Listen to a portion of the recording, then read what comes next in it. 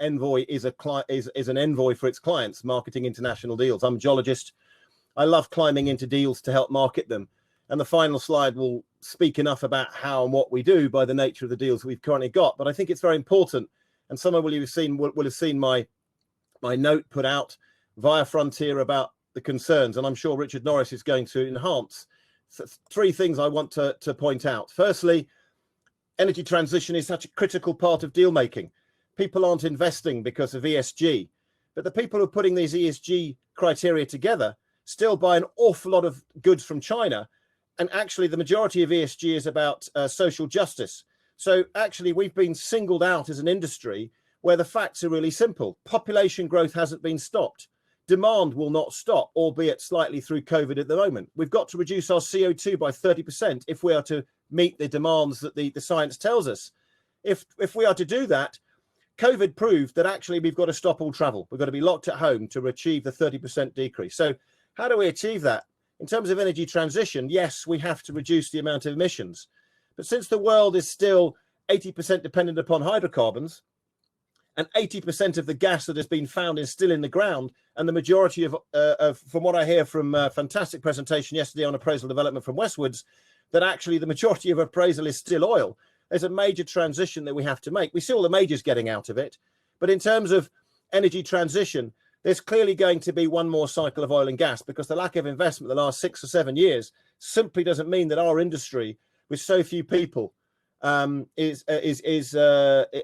finance is going to achieve the resources that the energy needs, that the world needs. Reichstad has been talking about it for over 2 years.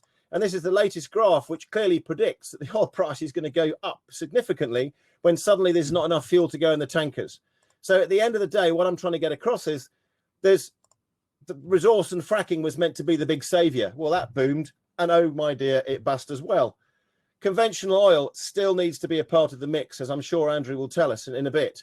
Gas will increasingly be a key part of it. So our future challenges are funding. There's not enough funding for our business to get off the ground. It's coming slowly. Most of it's going into appraisal development and takeovers, particularly you see it in the North Sea, majors getting out, minnows getting in. Knowledge loss is a major issue. It's a bit like a train crash. All the trains are in the wrong place, drivers in the wrong place. For us to get moving without money is one thing. For us to get moving without the people who know where to put a hole is another thing. So there's a major issue. Huge number of deals available. Very, very good deals out there. I would therefore argue, in the minute I've got to finish, there's a fantastic opportunity with people with the vision. And the massive energy transition simply state that all these deals, including these that I'm showing you now that Envoi is marketing, we have a full portfolio. I've never been busier, I have to say.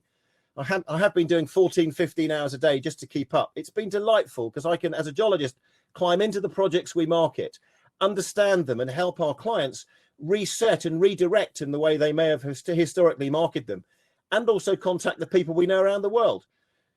Envoi has traveled excessively during the downturn and actually virtually in the last year or so. So we still know where the people are. And if you look at the massive energy transition, the one thing that I'm hoping to hear from Richard in a very short period of time is simple. Everyone knows what we've got to do in the next 20 years. Everyone knows that no way can we exist without hydrocarbons. But the maths of how you get from what we've got now to a reduction of 30% in 30 years, no one has given me the formula. 1 and 1 makes 2.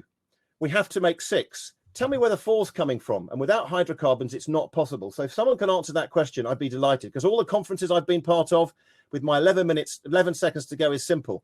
No one has answered the formula. So maths, 1 and 1 is 2, not 6. Where's the 4 coming from? Daniel, thank you.